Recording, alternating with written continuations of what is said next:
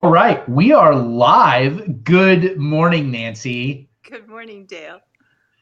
So, welcome everybody to my investigation into all things that kick ass, basically. And I'm telling you right now that the gal that I have on here right now basically set me on that path, 25 years ago or some insane timeline like that. Um, Nancy was my 4-H leader in a leadership club back in Salmon, Idaho. And what I love about Nancy and everything that you did for me, Nancy, was that basically if any of us had an idea, if any of us wanted to do something, Nancy was our biggest cheerleader in the world. Nancy was like, yes, go do it. Have fun. And then I would usually get upset with her about this time because I would say, okay, well, what do I do? And you go do stuff for me. And this is how this works, right? And she's like, no, no. So this is how this works. It's your idea. Now go do it.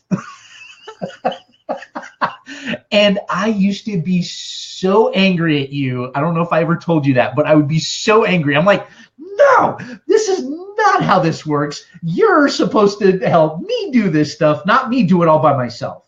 Yet, with all that said, you taught me independence, self-discipline. You taught me and those in my crew that just run with it and take off with it. So that, man, I'm so excited that you chose to be on here with me. So real quick, who are you now? What do you do now? You're not doing 4-H leadership anymore. So what are you doing now?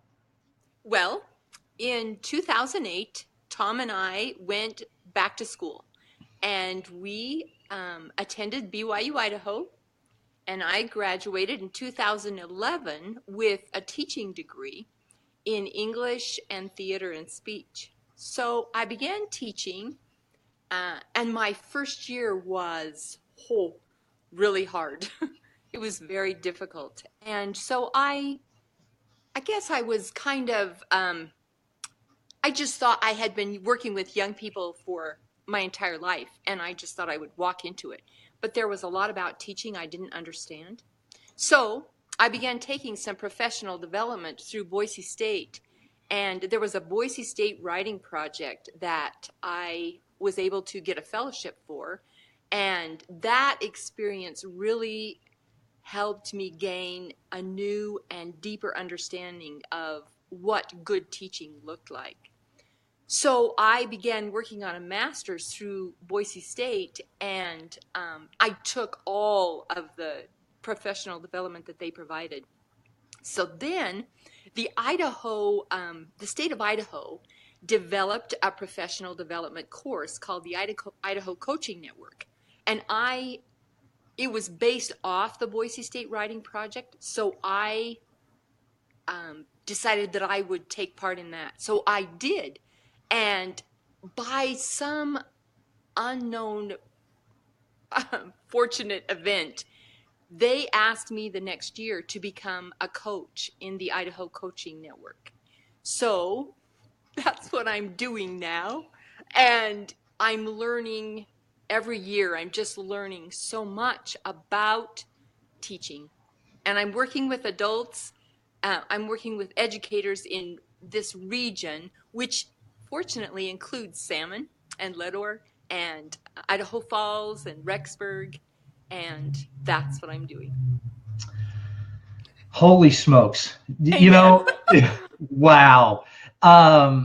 Just to give a little premise to everyone, Nancy was the cornerstone in the 4-H community back in Salmon. And the impact that Nancy had on our community, because you were the 4-H educator, correct? Is that the proper term? I was the 4-H program assistant in Lehigh County. Okay, so to give you a premise of what this amazing person built in our community. So for those of outside of Idaho, John Logan and I discussed it really briefly the other day of how isolated Salmon really is. Salmon, the closest town to Salmon of any size is 57 miles away, right? And if you want to go to a McDonald's, you're driving 2.5 hours.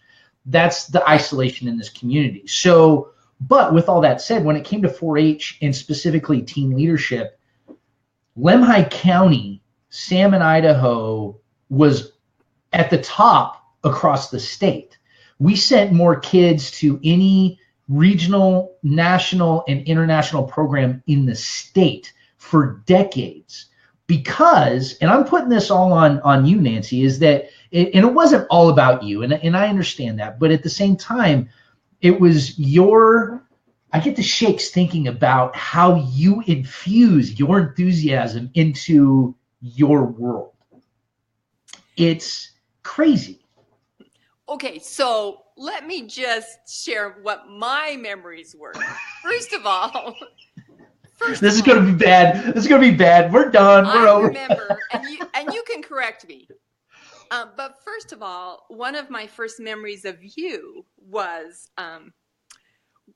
that stands out is we had an ambassador training in Lemhi County, and Andy Smith came.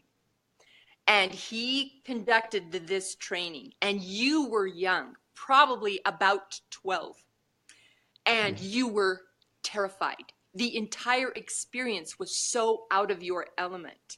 I remember this incredible fear, and I remember tears. And I'm trying to remember, Dale, did you speak at that? Was that the first time? Or yes. Did you? Because I thought you did. Yes. So what happened was Andy Smith came up, and it was, an ambassador's program that he brought up to us. Right. And he was farming. That was his livelihood at the time, is he was still farming. And he refused, and you refused to leave until I gave my speech. And I can't even remember what the speech was. It had to do something about the impact, something impacting my life. I don't remember what it was. And I remember not just saying no, but hell no. I am not standing in front of my friends. I am not standing up and talking. It's not happening. And Andy had to get home to change his irrigation, his set. Okay. And he stood there. Everybody left. Matt left. Daniel left. All your kids left. Everybody was gone. It was you, Andy, and me left in the room. That was it. And Andy basically cornered me, and you backed him up the whole time and said, listen, you schmuck, this is what's happening because you guys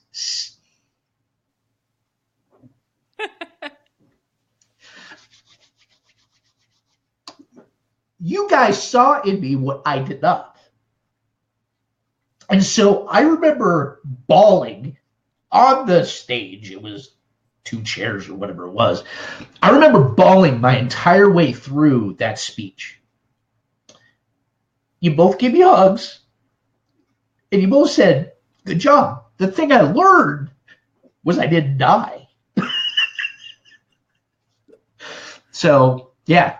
I've always remembered that as a transformational point for all of us, because it was terrifying to push you to that point. But when you made that, when you took that step, we all changed. We all saw the importance of having the courage to face those fears in a way that we hadn't before. Okay, so my next memory. This correlates with yours. So you weren't very old again, and you wanted to organize a trip to Lagoon. Okay, so I knew that it was going to be a pain in the butt, right? And I wasn't sure that many would want to do it. And so, frankly, I thought, you know what? I'll support you, but I'm not going to do a whole bunch on this. So you would come to me and you would say, well, what about a vehicle? And I said, well, you could contact so-and-so and so-and-so. And so then, basically I said, good luck. And, well, what about advertisement? Well, you know, I remember distinctly that you asked the questions, but I did not do anything. You did it. You did it. And sure enough, I thought nobody would go. I thought it would be canceled. However, 3 people signed up to go on that and followed through. And we got in the car and we went. Yep. Okay, so again, that was a huge that was a huge lesson for you and for me. Because up to that point, I had been doing so much of the work. And I gained an understanding that young people are incredibly capable. They have vision, they have energy, they have desire, and they're willing, if you just give them some guidance and support, then and get out of the road, Yeah. they can take you and the group places that you never dreamed of. And the fact of the matter is, we were a team. And Yes. what happened was I went to a training and I said, we want to start this builders club. How can we do this? What will motivate young people? And I don't remember who it was, but I was sitting with a leader and they said, you need to take them somewhere. You need to have a goal and you need to travel somewhere. And so we came home and we said, well, we're going to go to Washington, D.C. And which was crazy. We'd never done anything like that. And we worked our butts off. And everyone did. All of those young people worked so hard. I remember, I tell people all the time, I was in Germany for a while, and you and I have lost track of each other a lot. And I actually ran the 4-H program for when we were in Germany at Ansbach, right? So real quick side story, because this all comes, you have touched so many lives indirectly. It's insane, because I tell that story so often. I tell people that we took 9 kids, if I remember correctly. There was 9 of us. There was 9 of us. And guess what? We did not spend one dime out of our own pocket. We spent 12 months fundraising, organizing, writing letters for sponsorships and scholarships. And I'm telling you, Nancy, I can't believe that Salmon, the business people in Salmon, let me come back to town, because we knocked on doors and we begged. And oh my gosh, the owner over at Safeway, Jim Bills. Yes, Bills. He would walk the other way when he saw us coming in force, because when it came to doing anything, we went straight to Mr. Bills, and he would see us coming in. He's like, "Oh crap, here we go again." But we were taught sales skills.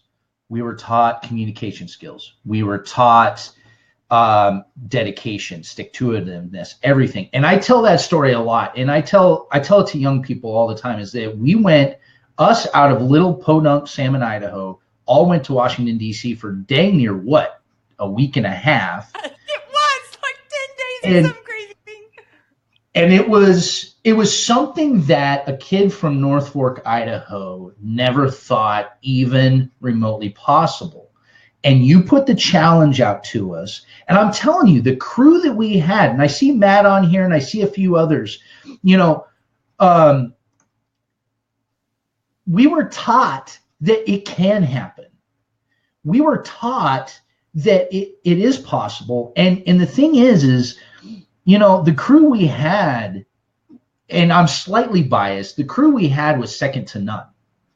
Period. Really?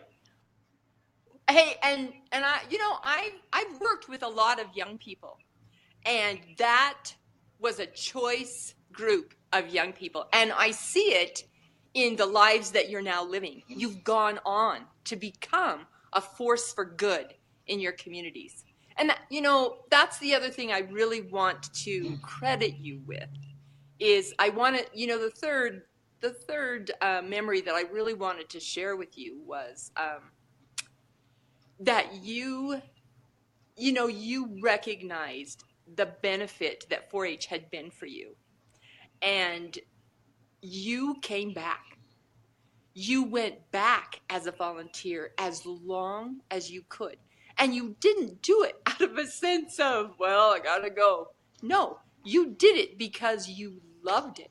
Yeah. And you went with your full heart and your full mind, and you were present. And I've thought a lot about that. I've thought about that first class that you taught on body language. And I still remember, Dale. I still remember. I don't remember a lot of things, but all of these memories really stand out in my memory.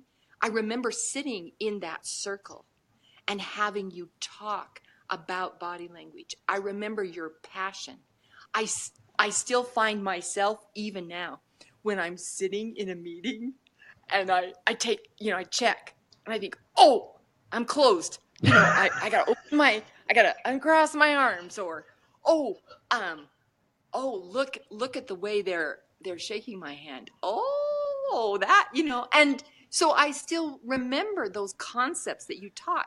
And, as I analyze that, I recognize that you had a desire to learn, that you discovered something that you were passionate about, and you shared that passion in an authentic way.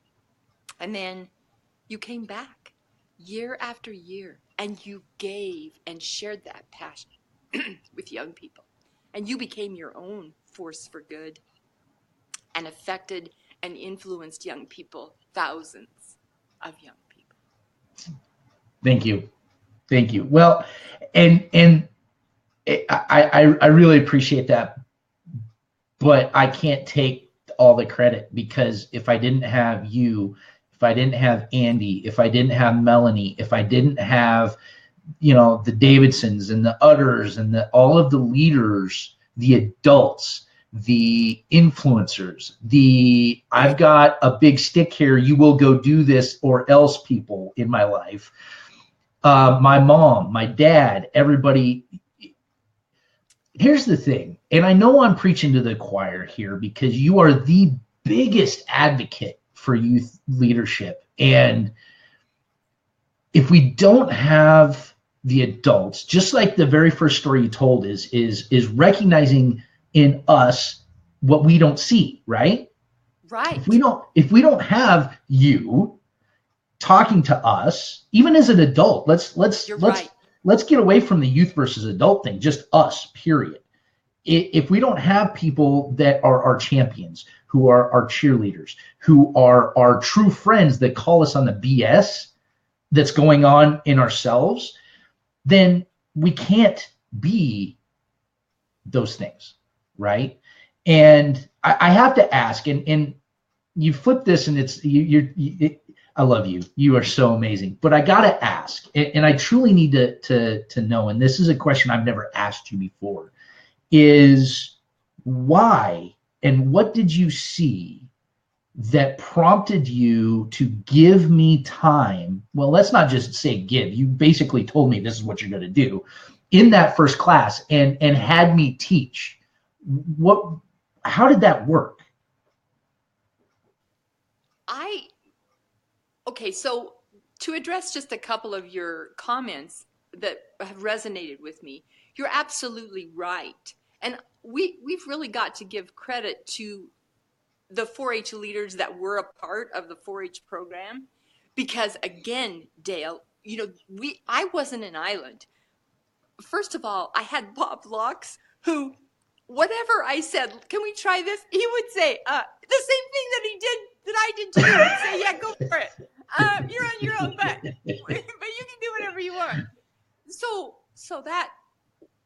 I did have a leadership that I worked with that allowed me to pursue dreams. And the second, I think the second, when you ask what helped me see something in you, I believe I saw something of myself in you, because, when I was young, I really needed heroes. And I had heroes in my life. Elmira Capps, I've told you over and over. Okay, Dale, she did the same thing with me. I was this scrawny, at-risk kid that she took into her home, and she helped me sew, and she provided all of these opportunities for me. And then I had theater, and I had Mr. Barney, who cast me in his play and just showed me this whole world that I didn't even know existed. So I had those experiences in my life, and when you came along, I saw the same thing in you. You were searching, and you were ready to learn. You were teachable. You really had a growth mindset, and you were willing to embrace opportunities. You didn't say, no, I'm not doing that. And you could have, right? You could have said, yeah, I'm out. But you didn't. You said, okay, well, I'll try this, which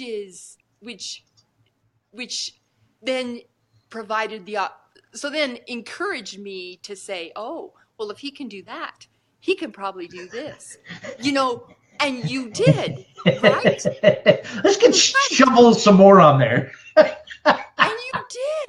you did. And I think that's just such an important lesson for adults and I understand we live in a different world now, but in the world that we lived in, but okay, let me just tell you that I worked with a group of young people at Madison Junior High, and there was no drama program, and we kind of wanted to start a drama program. And so it was a similar thing, Dale. They just needed the opportunity. And similar thing, I started a kind of a drama club, and I said the same thing. These are some things you could do if you want to. I'll support you. And they took it. Yeah. And they went for it. And so I think that I learned, thankfully, from Bob, from the great leaders we worked with. Remember Linda Govan? Mm-hmm. Man, she was amazing. Yes. I just learned, and your mom. I loved your mom. And honestly, I was reading in my journal last night, and we could not have done it without the parent support that we had, which was incredible. Oh, and without our parents and without the volunteers, my mom, and Linda Govan, she was my next door neighbor, and the Prestwiches and the Cowers and everyone, and honestly, and we can go on and on and on and on. And one of the things that I really want to touch on is you created an environment where, even though Salmon's a small community, it's still very cliquish, especially in the high school. It's still very, very cliquish. Right. And you created an environment. Well, 4-H does that in general, but more 4-H does that in general. But then there was this microcosm, and the more I look back, the more I realize this is that in that ratty little room where we had our 4-H meetings, there was a microcosm in there where whoever walked in that door, did not matter what their bend on life was. It did not matter what clique they came from or what family they were from or whatever. As soon as they walked in that door, we were all on the same page. And for me, walking in as an 8th grader, coming from the private school system and not having the best social skills in the world and having, like you mentioned already, this palpable fear, walking into that room was the first time over in the courthouse where the extension office was originally. Walking into that tiny little room and Mom pushing me in the door and saying, here's your leadership club. And I was like, the hell it is. I don't want to be here. These are a bunch of kids I don't know. And it's scary as hell. And you walked over, gave me a big hug and said, thank you, Dale, for being here. Sit down. We're getting going. And everybody was on the same page. And I'll be honest with you. I see Matt's on here and a few others. And I still keep in contact with Michelle Jakovac and quite a few others of our crew at the time. And I look at it, I'm like, I was not the popular kid. I was not the good looking kid. I wasn't a kid that came from money. I wasn't a kid that fit in any of those stereotypes. And yet when I finally made it to high school, and because of our Builders Club, I was able to walk and talk to almost every clique in that school, and it was okay.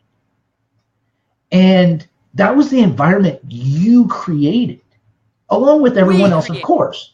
Of course. But walking into that room, it was already established that nobody's above anybody. We're all on the same page. And if you want something, you're going to work your tail off to get it. Period. Because we had nothing. We had no money. The community had no money. None of us had money. If we wanted to go do something, go, Matt, Ferguson, Fergie. I still to this day remember him coming up to the club and saying, okay, I got an awesome idea for a fundraiser. And of course you're like, okay, what is it? And he said, a topless car wash. And you were like, yeah, no, not happening. He's like, what? You wash everything but the top of the car, And that was just, that was it. That's what we did. And so I blame you.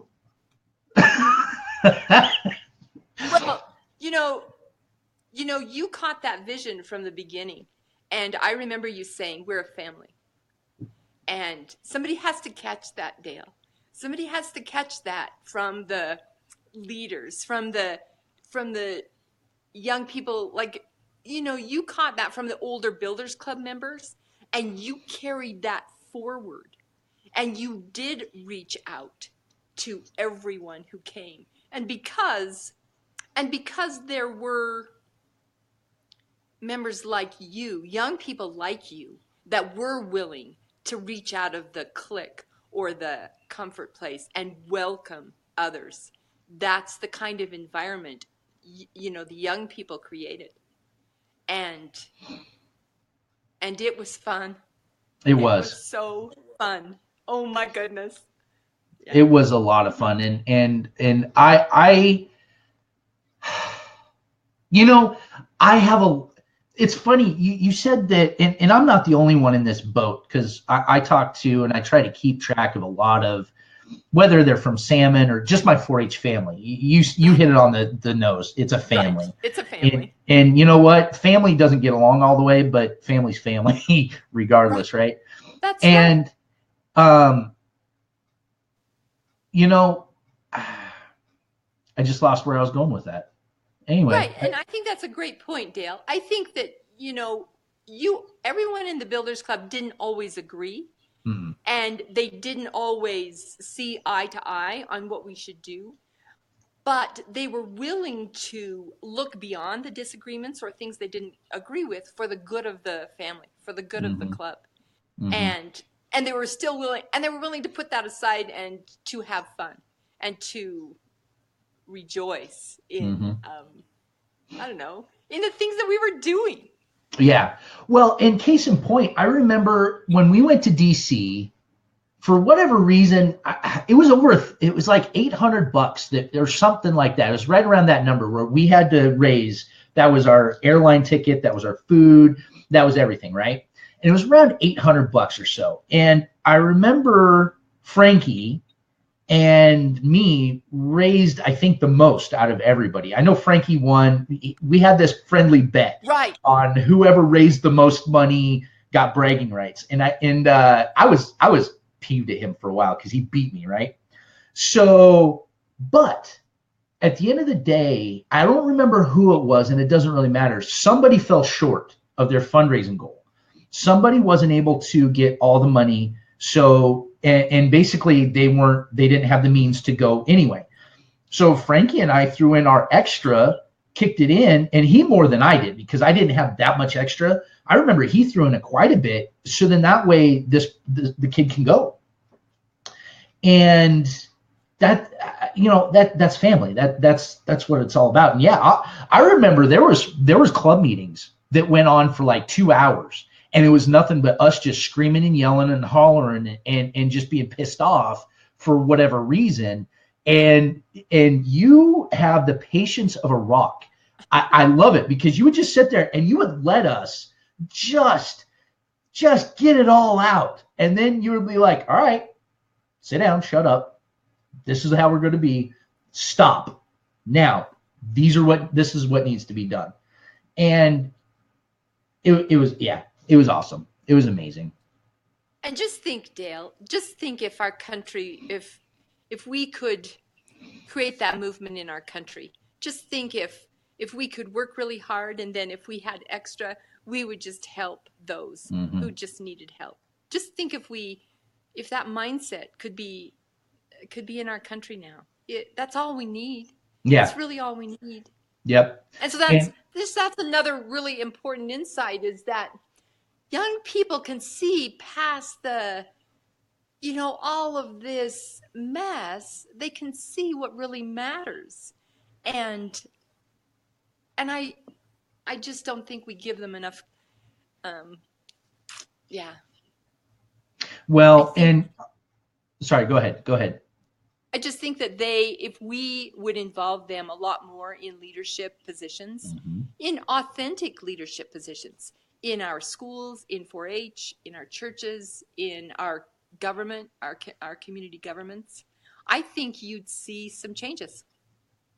I absolutely agree with that. And real quick, when we were over in Germany, and I was working with the CYS program, we kind of created our own builders club in a way. We were calling it the Leadership Council.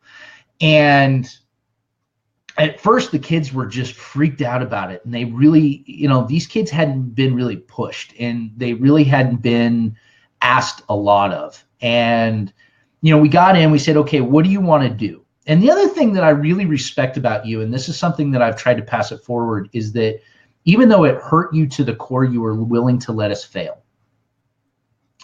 And that's super hard. And being an adult, it's hard to let that happen. And yet I let that happen when I was over there. And I really remembered your counseling on that and your drive on that. And, they'd be like, all right, well, we want to do a dance. Okay, well, I know a little bit about that, so let's do it. All right, here's your list of stuff. Here's subjects and options, and here's what you need to do.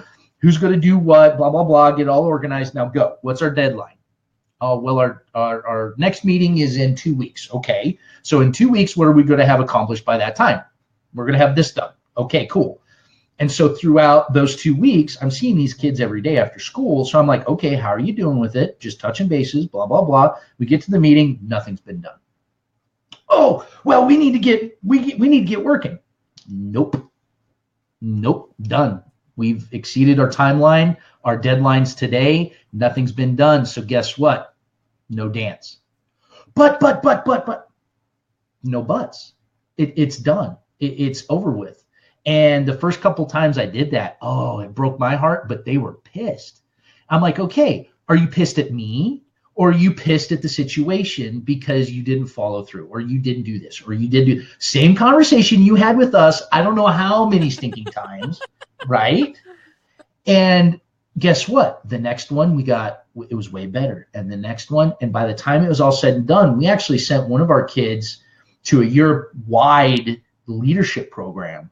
And when it was all said and done, by the time, and this is another very, very long story, but I actually brought 6 kids from Germany to DC to do a 4-H style event. We weren't able to actually participate in the 4-H, but I brought 6 kids over from Germany to DC for a week. Oh my gosh, that's awesome.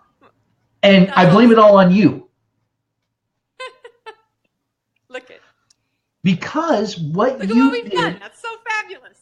Yes, full circle, right? Full circle is that I said, here's an opportunity. Do you guys want to do it? Yes. Well, here's the workload. Here's everything that's going to be needing to be done by the parents, by the students, by the teachers, by everything. Yes. Awesome. We started off with a list of 15. We ended up taking 6. That's fantastic. Wow. So with all that said, Nancy, I'm sure you have better things to do than to, hang out here with me all day. I would, don't get me wrong, I would hang out with you all day long. Can we do this again? I would love to. I just want you to know how much I've enjoyed the opportunity to connect. I loved watching John the other day and just remembering.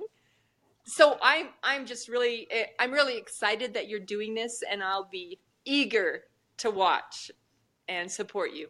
Awesome. Well, let's do this again for sure, because I definitely need, there's so much more that you have to give. You know, the whole purpose of this investigation into kickassery is I'm wanting to just infuse things with people like yourself. This isn't about me. This is just about the community. And like you said, if we can take a little bit about what we learned and what we've done, and we just keep pushing it out there, I think this is all going to be way better. So, speaking of John, him and I are going to chat about Star Wars on Monday, since the new Star Wars movie's coming out. So, anyway, Nancy, thank you so very much. I really, really appreciate you. Thank you.